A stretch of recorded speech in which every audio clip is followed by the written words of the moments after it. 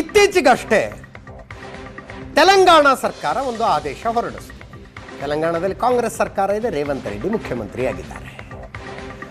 ಮುಸ್ಲಿಮರ ಪಾಲಿಗೆ ಪವಿತ್ರವಾದ ರಂಜಾನ್ ತಿಂಗಳು ಬರ್ತಾ ಇದೆ, ಉಪವಾಸ ಮಾಡ್ತಿರ್ತಾರೆ ಅವರು. ಆದ್ದರಿಂದ 2/3/2025ರಿಂದ 31/3/2025 ತನಕ ರಂಜಾನ್, ಪವಿತ್ರ ರಂಜಾನ್ ತಿಂಗಳಲ್ಲಿ ಸರ್ಕಾರಿ, ಅರೆ ಸರ್ಕಾರಿ, ಕಾಂಟ್ರಾಕ್ಟ್ ಬೇಸು ಇತ್ಯಾದಿ ಇತ್ಯಾದಿ ಏನು ಬೇರೆ ಬೇರೆ ಸ್ವರೂಪಗಳಲ್ಲಿ ಸರ್ಕಾರಕ್ಕೆ ಮುಸ್ಲಿಮರು ದುಡಿತಾ ಇದ್ದಾರೆ, ಅವರನ್ನ ಸಂಜೆ 1 ಗಂಟೆ ಬೇಗ ಮನೆಗೆ ಬಿಡಬೇಕು ಅಂತ. ಪ್ರತಿದಿನ 5 ಗಂಟೆಗೆ ಅವರ ಆಫೀಸ್ ಡ್ಯೂಟಿ ಮುಗಿತಾ ಇತ್ತು, ಇನ್ನು ಮೇಲೆ 4 ಗಂಟೆಗೆ ಮುಗಿಬೇಕು 1 ತಿಂಗಳ ಕಾಲ. ಯಾಕೆ? ಅವರು ಉಪವಾಸಕ್ಕೆ ಸಹಾಯ ಆಗಲಿ ಅಂತ. ಯಾವಾಗ ತಮಿಳುನಾಡಿನ ಸರ್ಕಾರ ಇಂಥದ್ದೊಂದು ಆದೇಶ ಹೊರಡಿಸಿದೆ ಅಂತ ಗೊತ್ತಾಯ್ತು, ತೆಲಂಗಾಣದ ಸರ್ಕಾರ ಇಂಥದ್ದೊಂದು ಆದೇಶ ಹೊರಡಿಸಿದೆ ಅಂತ ಗೊತ್ತಾಯ್ತು, ಬಿಜೆಪಿಯವರು ದೇಶದ ಬೇರೆ ಬೇರೆ ಕಡೆಗಳಲ್ಲಿ ಅದನ್ನ ವಿರೋಧಿಸಿ ಮಾತನಾಡಿದರು. ಅದಕ್ಕೆ ಸರಿಯಾಗಿ ನೀವು ಕೂಡ ಭಾಗವಾಗಿರುವ NDA ಸರ್ಕಾರ ಆಡಳಿತದಲ್ಲಿರುವ ಪಕ್ಕದ ಆಂಧ್ರ ಪ್ರದೇಶ ಅದಕ್ಕಿಂತ ಮುಂಚೆ, ತೆಲಂಗಾಣಕ್ಕಿಂತ ಮುಂಚೆ ಇಂಥದ್ದೇ ಆದೇಶ ಮಾಡಿದೆ ನೋಡಿ ಅಂತ ಕಾಂಗ್ರೆಸ್ನವರು ತೋರಿಸಿದ್ರು. ಚಂದ್ರಬಾಬು ನಾಯ್ಡು ಅವರು ಸರ್ಕಾರ ಮಾಡಿರುವ ಆದೇಶವನ್ನು ತೋರಿಸಿದ್ರು. ಜೋರ್ ಚರ್ಚೆ ಆಯ್ತದ ಅದರ ಬಗ್ಗೆ. ಯಾವಾಗ ಚಂದ್ರಬಾಬು ನಾಯ್ಡುನೇ ಇಂಥ ಆದೇಶ ಮಾಡಿಬಿಟ್ಟಿದ್ದಾರೆ ಅಂತ ಗೊತ್ತಾಯ್ತು, ಬಿಜೆಪಿಯವರು ತಣ್ಣಗಾದರು. ಈಗ ಕರ್ನಾಟಕದಲ್ಲೂ ಕೂಡ ಅದೇ ರೀತಿ ಮುಸ್ಲಿಂ ನೌಕರರನ್ನು, ಅವ್ರು ಪರ್ಮನೆಂಟ್ ಇರಲಿ, ಟೆಂಪ್ರರಿ ಇರಲಿ, ಕಾಂಟ್ರಾಕ್ಟ್ ಇರಲಿ, ನೇರ ಸರ್ಕಾರಿ ನೌಕರಿಲಿರಲಿ, ಅರೆ ಸರ್ಕಾರಿ ನೌಕರಿಲಿರಲಿ, ಅವರಿಗೆ ರಂಜಾನ್ ತಿಂಗಳಲ್ಲಿ ಕೆಲಸದ ಅವಧಿಯಲ್ಲಿ 1 ಗಂಟೆ ವಿನಾಯಿತಿ ಕೊಡಬೇಕು ಅಂತ 2 ಕೆಪಿಸಿಸಿ ಉಪಾಧ್ಯಕ್ಷರು ರಾಜ್ಯ ಸರ್ಕಾರಕ್ಕೆ ಮನವಿ ಮಾಡಿದ್ದಾರೆ. ARM ಹುಸೇನ್ ಮತ್ತು ಸೈಯದ್ ಅಹಮದ್ ಮನವಿ ಮಾಡಿದ್ದಾರೆ.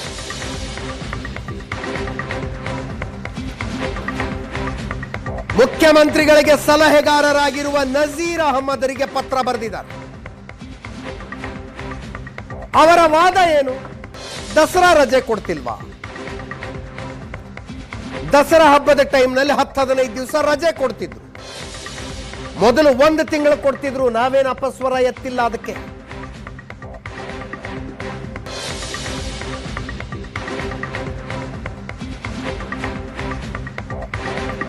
ಈಗಲೂ 10-15 ದಿನ ರಜೆ ಕೊಡ್ತಿದ್ದಾರೆ, ನಾವೇನು ಪ್ರಶ್ನೆ ಎತ್ತಿದೀವಾ? ಆಂಧ್ರದಲ್ಲಿ ಚಂದ್ರಬಾಬು ನಾಯ್ಡು ಮಾಡಿದಾರಲ್ಲ, ಬಿಜೆಪಿ ಯಾಕೆ ಸುಮ್ಮನಿದೆ? ತೆಲಂಗಾಣದ ಸರ್ಕಾರ ಹೆಂಗೆ ಸ್ವಯಂ ಪ್ರೇರಿತವಾಗಿ ಮುಸ್ಲಿಮರಿಗೆ 1 ಗಂಟೆ ಕೆಲಸದ ವಿನಾಯಿತಿ ಕೊಡ್ತೋ, ಹಂಗೆ ಕರ್ನಾಟಕ ಸರ್ಕಾರವು ಕೊಡಬೇಕು ಅಂತ.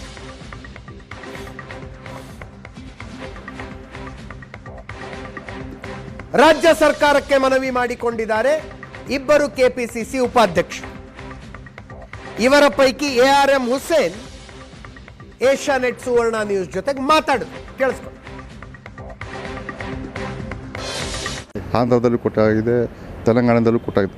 ಸ್ವಯಂ ಪ್ರೇರಿತವಾಗಿ ಸರ್ಕಾರ ಕೊಟ್ಟಿರೋದು. ಕರ್ನಾಟಕದಲ್ಲೂ ನಮ್ಮ ಸರ್ಕಾರ ಇರೋದ್ರಿಂದ ಮುಸ್ಲಿಮರು ಸಹಜವಾಗಿ ಉಪವಾಸ ಇರ್ತಾರೆ 1 ತಿಂಗಳು ಪೂರ್ತಿ.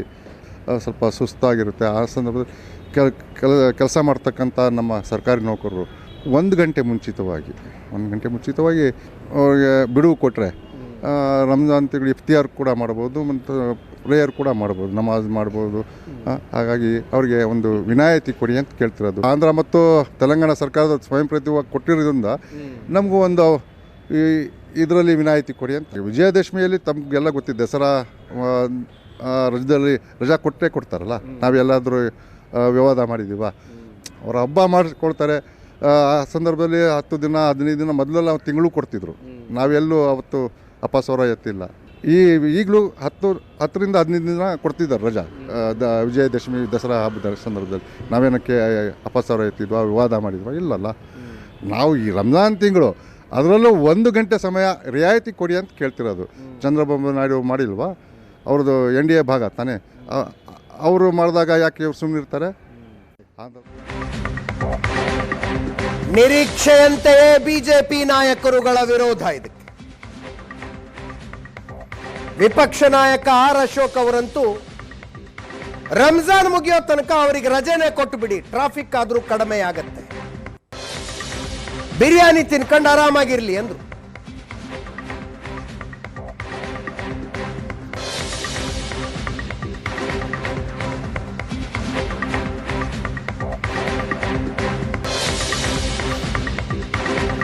ಛಲವಾದಿ ನಾರಾಯಣ ಸ್ವಾಮಿ ಅವರು ಮಾತಾಡಿದ್ದಾರೆ. ವಿಧಾನ ಪರಿಷತ್ತಿನ ವಿಪಕ್ಷ ನಾಯಕ ಸರ್ಕಾರ ಇದಕ್ಕೆ ಅವಕಾಶ ಕೊಡಬಾರದು ಅಂತ.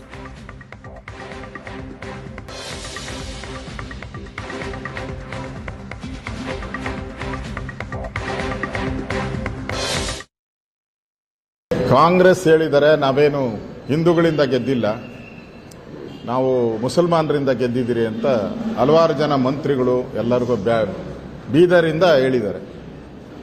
ಕುಕ್ಕರ್ ಬಾಂಬ್ ಬ್ಲಾಸ್ಟ್ ಮಾಡಿದವನು ನಮ್ಮ ಬ್ರದರ್ ಅಂತಾರೆ. ಮೈಸೂರಿನ ಉದಯಗಿರಿ ಪೊಲೀಸ್ ಸ್ಟೇಷನ್ ಮೇಲೆ ಹಲ್ಲೆ ಮಾಡಿದವರು ಸಣ್ಣ ಮಕ್ಕಳು ಅಂತಾರೆ. ವಿಧಾನಸೌಧದಲ್ಲಿ ಪಾಕಿಸ್ತಾನ ಜಿಂದಾಬಾದ್ ಆದವರು ಅಂದವ್ರಿಗೆ ಅನ್ಲೇ ಇಲ್ಲ ಅವರು ಅಂತಾರೆ. ಈ ಥರ ಪದೇ ಪದೇ ಅವ್ರ ಪರವಾಗಿ ನಿಲ್ಲುವಂಥ ಒಂದು ಕೆಲಸವನ್ನ ಕಾಂಗ್ರೆಸ್ ಅವರು ಮಾಡ್ತಾ ಇದ್ದಾರೆ. ಇದೆಲ್ಲ ನಾಟಕ.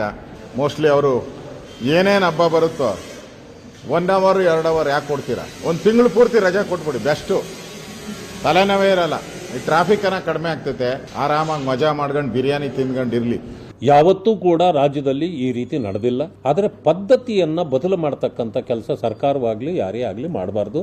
ನಾಳೆ ಹಿಂದೂಗಳು ಕೂಡ ಅವರನ್ನು ಕ್ಲೇಮ್ಗಳು ಬರಬಹುದು, ಸರ್ಕಾರ ಇದಕ್ಕೂ ಕೂಡ ಅವಕಾಶ ಕೊಡಬೇಕು ಅಂತ ನಾಳೆ ಕೇಳಲಿಕ್ಕೆ ನೀವೇ ಅವರಿಗೆ ಅವಕಾಶವನ್ನು ಕಲ್ಪಿಸಿಕೊಟ್ಟಂಗಾಗ್ತದೆ. ಸುಣ್ಣ ಒಂದು ಕಣ್ಣಿಗೆ ಬೆಣ್ಣೆ ಇಟ್ಟಂಗಾಗ್ತದೆ.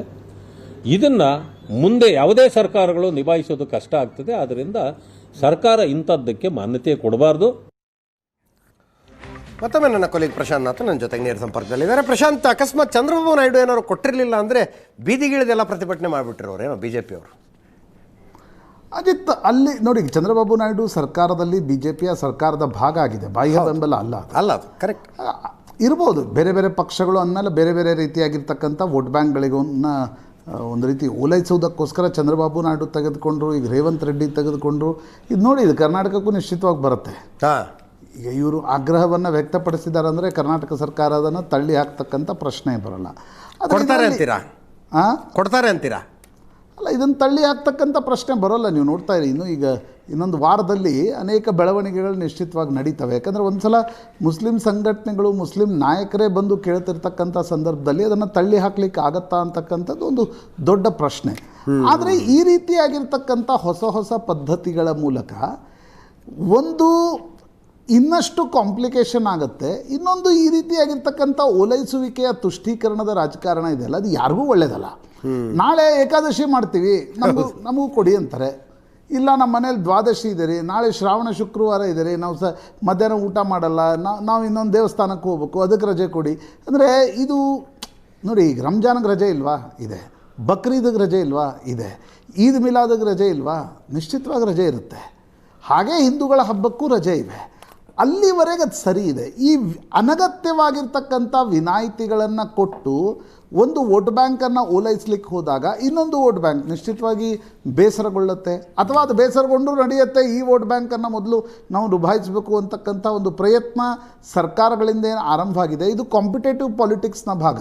ನನಗನ್ಸುತ್ತೆ ಈ ಗ್ಯಾರಂಟಿಗಳು, ಈ ರೀತಿಯಾಗಿರ್ತಕ್ಕಂಥ ನಿರ್ಣಯಗಳು ಇವು ತಳ್ಳಿ ಹಾಕಲಿಕ್ಕೂ ಸಾಧ್ಯ ಇಲ್ಲ.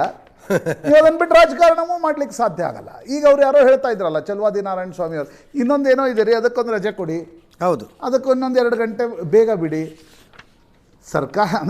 ಸರ್ಕಾರಿ ನೌಕರರಿಗೆ ಎಷ್ಟು ರಜೆ ಇವೆ, ಎಷ್ಟು ಕೆಲಸ ಮಾಡ್ತಾರೆ, ಅದು ಒಂದು ಬೇರೆ ಚರ್ಚೆಯ ಭಾಗ.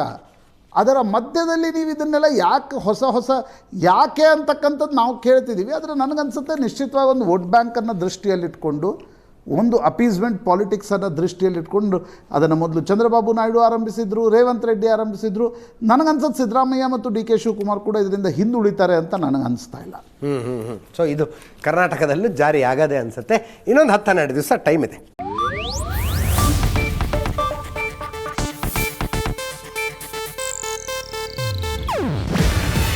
ಇದು ಏಷ್ಯಾನೆಟ್ ನ್ಯೂಸ್ ನೆಟ್ವರ್ಕ್ ಪ್ರಸ್ತುತಿ. ನೀವು ನೋಡ್ತಿದ್ದೀರಾ ಏಷ್ಯಾ ನೆಟ್ ಸುವರ್ಣ ನ್ಯೂಸ್.